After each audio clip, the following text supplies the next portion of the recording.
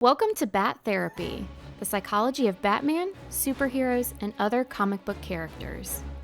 Be a fly on the wall or a bat in the cave, listening in on a friendship built out of a love for talking Batman, comics, and the everyday struggle to achieve mental health and happiness. We are your hosts, clinical psychologist Dr. Amelia Brown, and comic enthusiast and nerd aficionado Keaton Hopkins.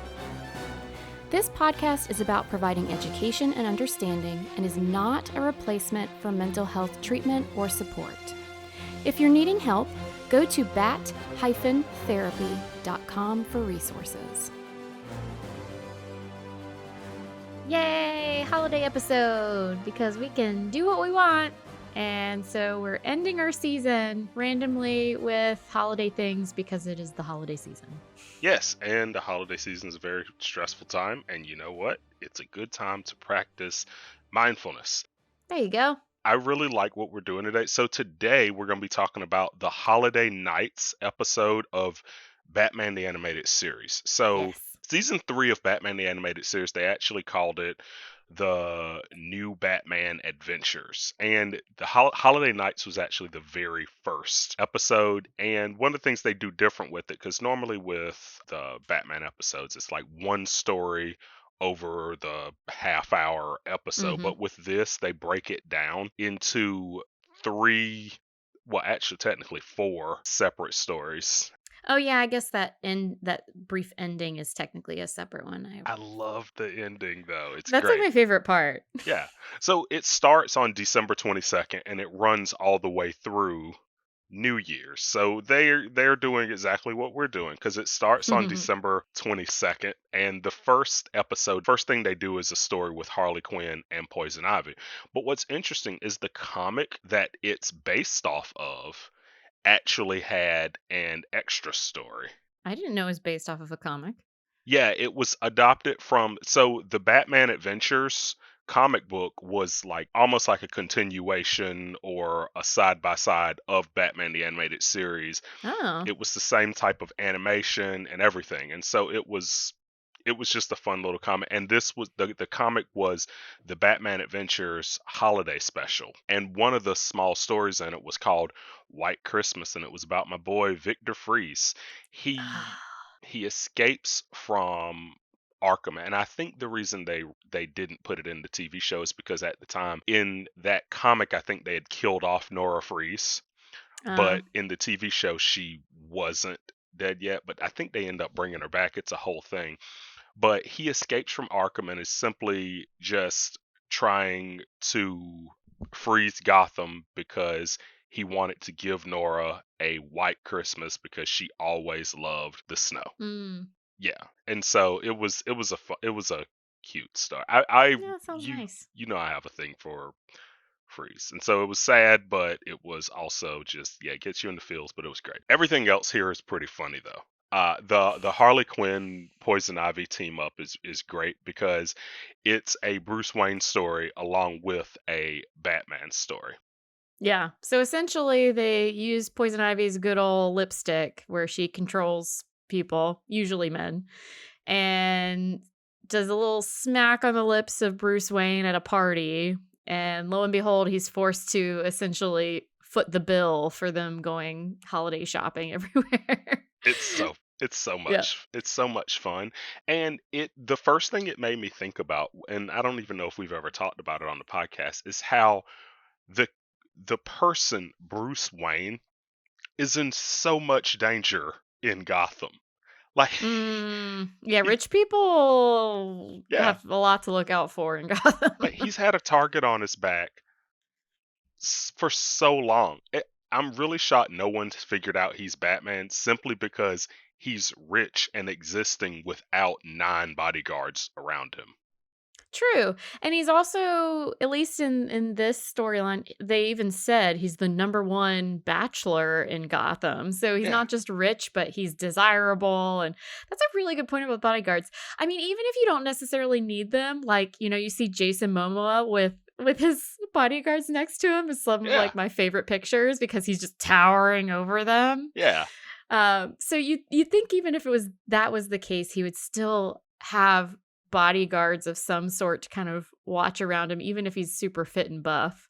It's a Yeah, really good point. because he's just kind of minding his own business, and then like 10 chicks come in and they're like Brucey and have a mistletoe and essentially kind of just sexually harass him for like a good 30 minutes or so, and then the last one is like you said, Poison Ivy. She plants a kiss on him, and they go on a joyride. But what do you like? I wonder sometimes what it's like to be needing to act as two different personas, because Mm, sometimes he has to be Bruce Wayne, and even through this, there were times it's like, okay, I can't let him know I'm Batman, but I yep. also got to get out of here, and they have no idea, and so it's really funny to the audience seeing that.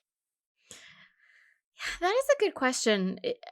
I think a number of us play different parts in our lives. Like, there's just different levels that of how much a person might adjust themselves to the people and the situations at hand.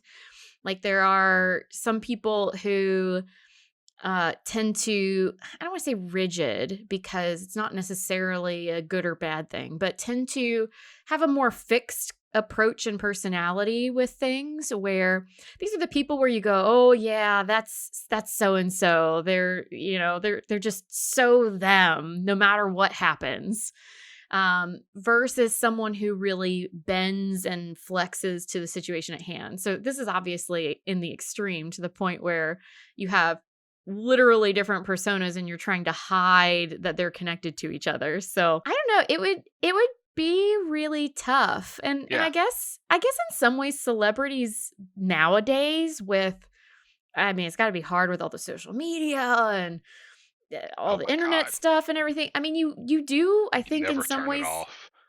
yeah, you kind of almost have to do that. I mean, people know that there's the version of you that's out in the world, and then you have the more private side. But to a certain extent, they might actually be able to relate to the whole Bruce Wayne Batman thing, because I don't know. I can't imagine wanting to show all of myself to all of the world all of the time. Right. So, I yeah, it would be very tricky. I hope that this podcast gets popular enough that I have to have an alternate persona in the public. There you go. Yeah, You put on your good face. that's right.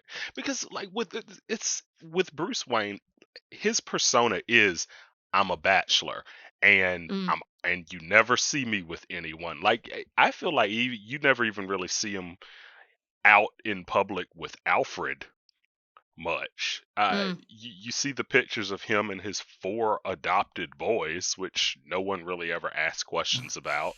But besides, like he seems like a very private person, and I feel like he does this because he's like, I'm Bruce Wayne. People will constantly try to ransom me, Mm, and if by some miracle they manage to capture a Robin, like one of his sons, if you will, yep. like they would try and hold that over his head. So it's really interesting that they have that. I just never really think about what goes into him having to be Bruce Wayne. But It'd be very tiring. It'd be very, yeah, very tiring. And yeah, it's funny because I feel like a lot of storylines disconnect him from the persona of Bruce Wayne. But there are some that toy with the idea of, hey, Bruce Wayne's actually an important part of who you are. It's not a complete facade. It obviously depends on kind of what you're looking at. The super playboy ones where they make him very shallow, that tends to be on the extreme, where he's literally just trying to create a distraction where people aren't paying close enough attention. But a lot of times there are these things that kind of hint at, like, hey, these are still parts of you. I mean, you yeah, might be playing up certain things, but there's still going to be quintessential parts of who he is that come out when he's playing a character, kind of like an actor, where when you play a role, a lot of times what's so convincing is you're tying it to your own experiences, emotions, or things that you can glean from different experiences, even if you live a completely different life underneath the surface than who you're playing. Same kind of thing. There's always going to be a little bit of him in Bruce Wayne, even though I don't think he likes that. He probably, yeah, you're right. He probably doesn't. Definitely. I also love that they give us a human side Mm. to the villains because at the very beginning of this, you have Harley Quinn just kind of bummed out because she wants to celebrate the holidays and she wants a Christmas tree. And oh my Hmm. God, it's one of my favorite lines when Ivy refers to Christmas trees as botanical genocide.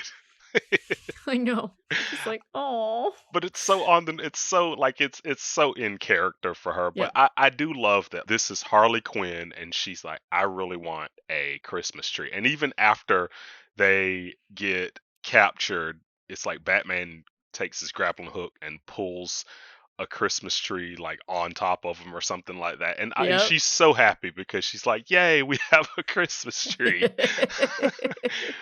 It's like, I oh, love villains celebrate Christmas. I know. I love Harley Quinn and all of that. Eh, she just is such a fun character, and I especially love when they combine her with Poison Ivy, who tends to be a little bit more Oh, they serious Oh, they and balance off each other so well. so well. I Yeah, know, and I know there are so many different storylines showing them together, and I don't think there's a single one that I don't like. yeah. You've watched the Harley Quinn cartoon, right? Heck yeah, I have. Oh So my God, good. we're gonna have to talk about that at some point. That show is So good. amazing. I absolutely love it, and it always leaves me in stitches.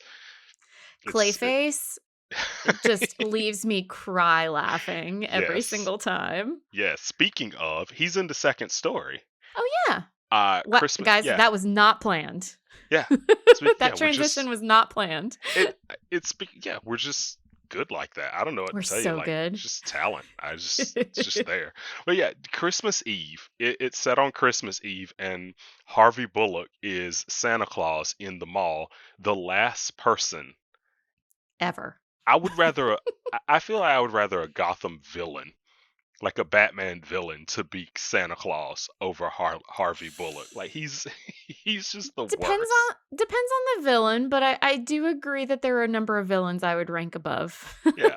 But this show does a little bit of something with everybody because even him, I'm like, oh, wow, I don't fully hate him because he gets like a little bit sensitive when a little girl gets on his lap. She's like, ah, I just want to see my dad for Christmas. And her dad is someone he put in prison. And it was Yep. like, oh, I don't think Santa can do that.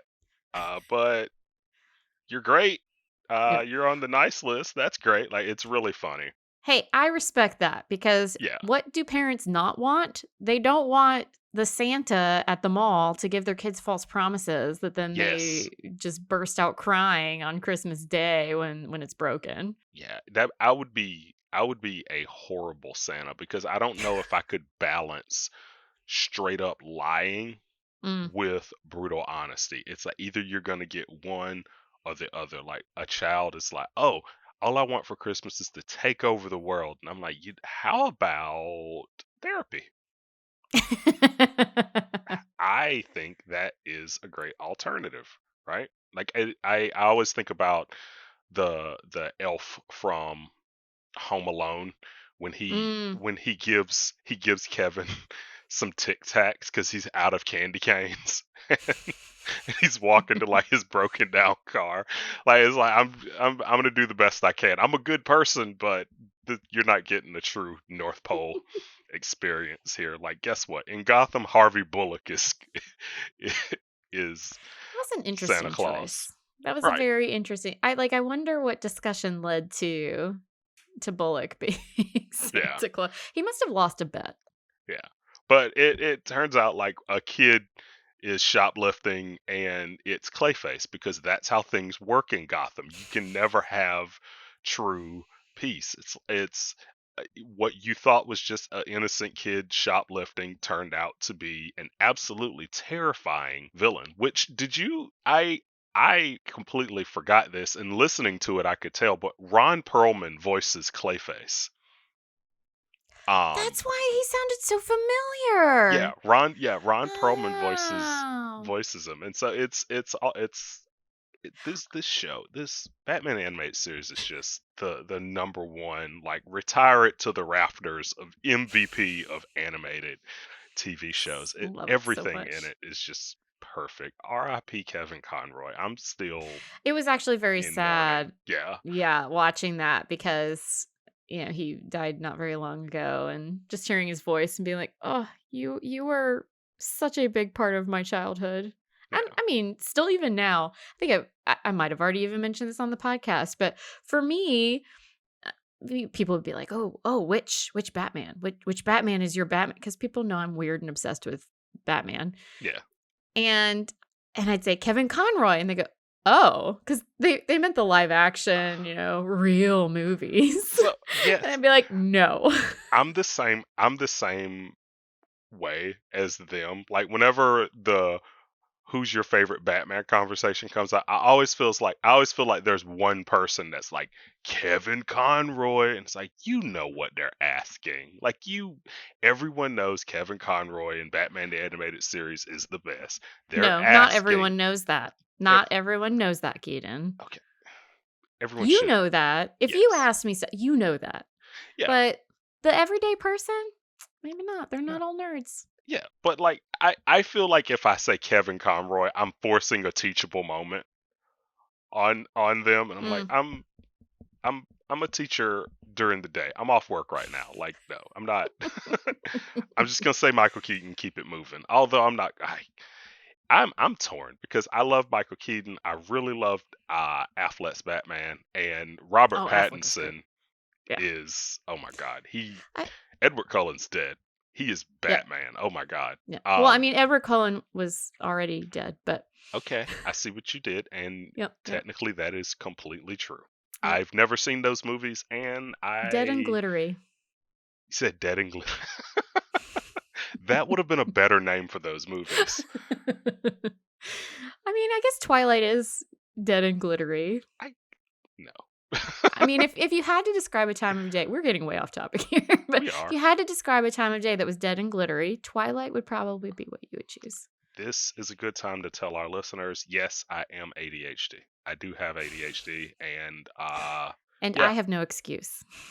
yes, she's a doctor. Yeah, so that's the that's why we're off topic right Yeah. now. So getting back on, we were talking about Clayface It's the holiday stealing, episode. and It's okay to be off topic.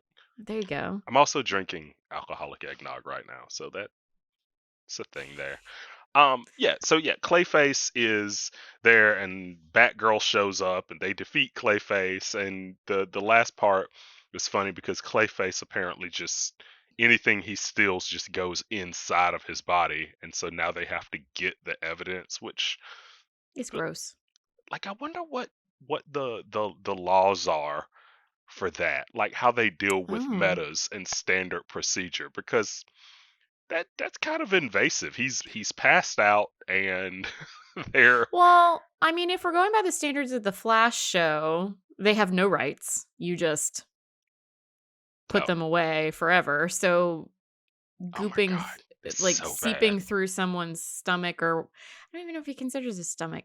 Yeah, that's a really excellent question because at least for the average human body, that would be quite invasive, but he might experience his body so much differently. I don't know if anything, because his whole body might feel like the inside and the outside all at the same time because Yeah, of how malleable he is. That's an excellent question. but his whole body is also just mud, right? Like, it's Mud, clay, that weird yeah, stuff, it's a lot makeup-y going on. stuff he used. Yeah. Yeah. Yeah. Yeah. So yeah, that was it was a funny ending, and for once I didn't completely despise Harvey Bullock. Wow. All right. Yeah, for once. For once I didn't completely despise him. But like the very next episode, I think something happens, and I'm right back to being like, Oh, God, sure. this Well, guy's trash. He's the absolute worst. But I think that was Christmas Eve, and then the third story takes place on it starts on New Year's Eve, and it's a Joker story. And because you so, gotta. You right. gotta have a Joker story. So whenever someone asks who your favorite Joker is, do you say Mark Hamill? No one ever asks me that question. Oh, Well, who's your favorite Do Joker? they ask you that question? No, but well, yes, I've had this conversation. I've asked that question before. Okay, but I think that's further proving some people asking these questions know who the best is, and some of them aren't nerds, and that's okay. They're still allowed to wonder.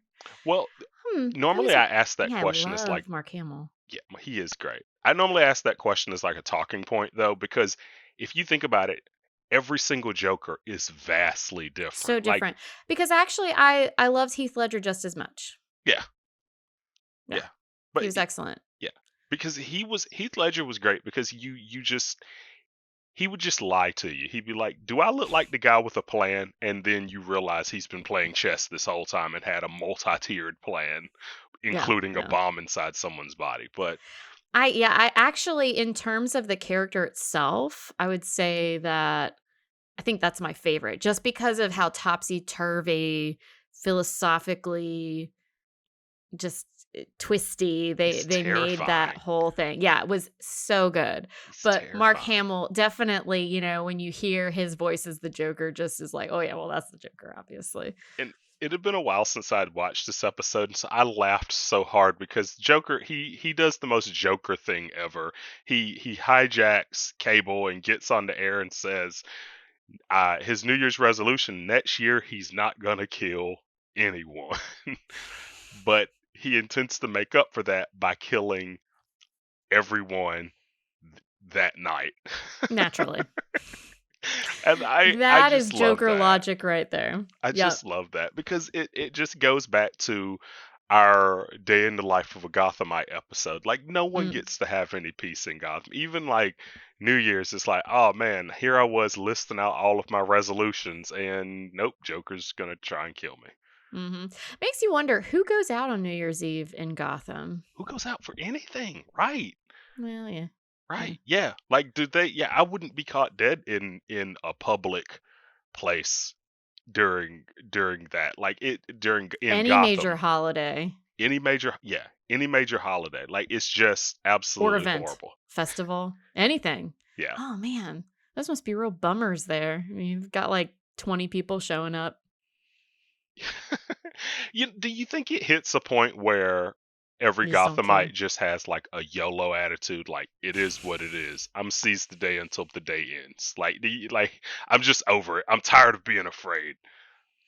I mean, you do acclimate to whatever your environment is, and there are people in very violent, war torn, et cetera, kind of scenarios, and you still have to do stuff. And you still want to be able to enjoy life. So I mean, I do think you have a point that there might be certain levels of uncertainty or risk that you're going to be more willing to deal with versus someone who lives in a less violent place. Yeah. Like I was sitting here thinking about it. Like it's one of those things like when you in life I feel like you either are one of the people that likes to stick out or likes to stay hidden. Mm. In Gotham, I think it's best to be the latter, where I'm going to do everything I can to try and stay hidden. I'm the third best person at this particular job. I'm not the best. That never ends well. I am the third best at everything. I am not the quietest in the room. I'm not the loudest in the room. I'm right in the middle.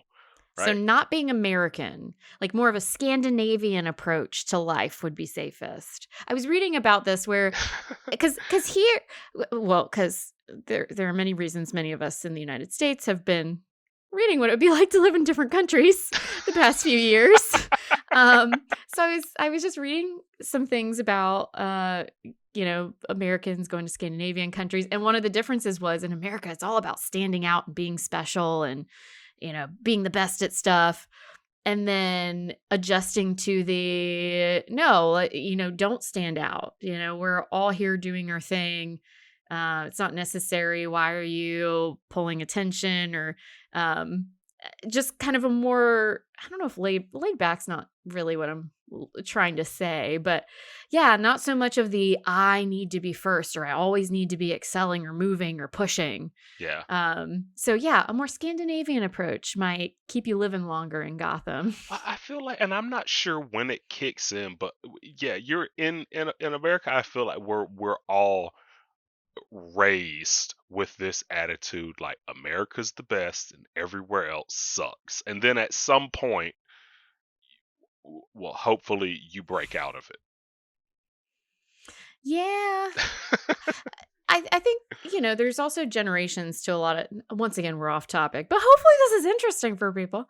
But there's also just different generations and different things happening at different times that I think come into play as well. But yeah, I mean, it is kind of one of those things where how do you balance, your pride in things, but also recognizing that nothing is perfect and there are good things about other approaches too. I mean, hey, there are plenty of Americans that actually have more of a like collectivistic culture or framework that they're coming from. Because we actually, one of the great things about our country is just how many different people from different places are here. So, but yeah, the mainstream American kind of sensibility Yeah. is definitely what you're talking about. But yeah, going back to the episode, I also think it's funny that all of this is happening in the last days of the year. In my Oh, mind, these villains have gotten their asses kicked by Batman like at so many times throughout the year, and they're like, you know what? One more time for the road. It's the new year. I'm gonna go out, and like it's great that New Year's Eve, the Joker's like, I'm gonna let Batman beat the hell out of me like one more time. Like I'm gonna, just for kicks. yeah, just for kicks. I know it probably won't work, and but I got to go out with a bang. And then the last part of the episode is New Year's Day, Mm-hmm. and Batman meets Commissioner Gordon for coffee at a Yes. little cafe. And it's more or less one of those things where they just kind of sit, and it's just their tradition. Yeah. That was really nice to see. I enjoyed that. And once again, I think that whether he's Bruce Wayne, whether he's Batman, there's a lot that he's trying to conceal about himself. So yeah, it is this very subtle moment, but it shows connection. I mean, he even ends it by completely disappearing on Commissioner Gordon, as you can expect. He This is turns style. around to order his food, and he turns back, and Batman's gone, which is wow, kind of rude, but whatever. That's what he Um, does. it's what he does. So I mean, he does all that stuff, but still there's a sentimentality, there's a connection that he has to, because even the person who works there commented on, hey, maybe Batman he's not making it this year. So not only are they doing this, but they do it every year and they do it in the same place. There's that sentimentality to it that I love. Yeah, it's sentimental, it's tradition, and Mhm. they basically are there just kind of celebrating surviving in Gotham another year. And Yeah. I kind of smirked because looking back on like everything else that happened that episode, it's almost like Batman's New Year's resolution every year is to just keep beating villains to a pulp. Like Mm. I promise, yep, Gordon, it's good to see you. I'm not even gonna finish this coffee because I'm gonna go beat up some more people. The night is young and it's a fresh start. I absolutely loved that. I did. Do we have a mindful moment to match up with this very wonderful episode? Yeah. So for our mindful nerd moment, once again, great transition without us planning it ahead of time. I thought it'd be nice to pretend we were Batman sipping coffee with Commissioner Gordon. Say less. So, yeah, just like we were talking about, you're in kind of a diner type situation and you're Batman, you're sitting down with Commissioner Gordon for that one time a year. Once again, just allowing a tiny, teensy, itsy bitsy little bit of sentiment, pause, reprieve in life. So I figured we could really hone in on just sipping that coffee for a moment before we completely abandon Gordon when he's not looking. So, as we always do, I'll have you just sit straight but comfortably. And if you're comfortable with it, can help to close your eyes. But if not comfortable with that, you can just soften your gaze, just not looking at anything in particular. And take a few breaths, just focusing in on the breath to help us get into the headspace we need to be in. And as you take those breaths, I want you to picture shifting from where you are now to being Batman. Sitting in the diner, you've just sat down. There's already a warm cup of coffee sitting in front of you. You've said your hellos to Commissioner Gordon. And what I want you to do is just take a very purposeful moment to really appreciate this cup of coffee, the first one of the new year in Gotham. You reach out and you wrap your hands around the mug and just feel what that's like to hold that mug in your gloved hands. And also notice the steam coming up off the coffee and how it wisps into the air. Take a deep breath in through your nose, taking in the smell of that coffee, letting out your breath, and then slowly and purposefully lift that cup of coffee to your lips and notice how your arms and your hands know exactly how to move that cup of coffee to connect it with your lips. Feel what it feels like for the brim of the mug to touch your lips. And as you slowly lift and sip that coffee, feel the heat. Notice how it affects your taste buds, your tongue, your mouth as you take in a sip of that coffee. Hold it in your mouth for a moment before swallowing, just to notice what it feels like to have that coffee in your mouth. And then finish that sip of coffee, noticing what it feels like as it travels down.